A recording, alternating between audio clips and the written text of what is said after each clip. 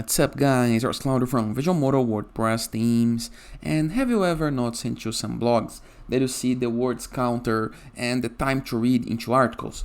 How to apply this into your WordPress website for free, without coding, without plugins, into a very simple, effective and fast method. This is what I'm going to learn to this video, but before I can continue, please take a moment to hit the subscribe button, like this video and share this content with a friend of yours. After this, go to your WordPress dashboard. To access dashboard, you will go to your browser address bar, enter with your domain plus WP admin, enter with login credentials, and you're going to be able to see this dashboard. Once right here, you can go to posts or pages, all up to you. I recommend that you apply things like this into your posts.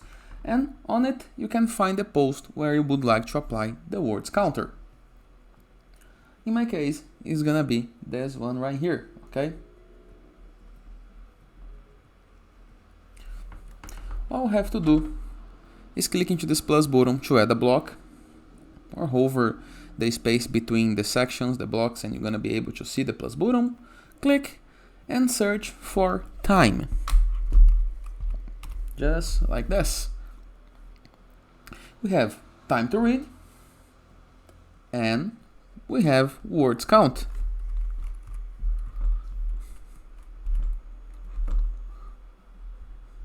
Words count. Simple, right? We have two elements. We can apply this two into some columns layout, one next to one, all up to you, okay? Once this is a small article, you can see that it only take 1 or 2 minutes and have almost 100 words. If you click into time to read and review the right side of your menus, you're going to be able to see display range. You can apply additional CSS. You can change the text color, the background color, and the typography to make it bigger or smaller, all up to you. Same thing for the word count. Right here, you can play with the colors and the size, and of course, apply some additional CSS classes.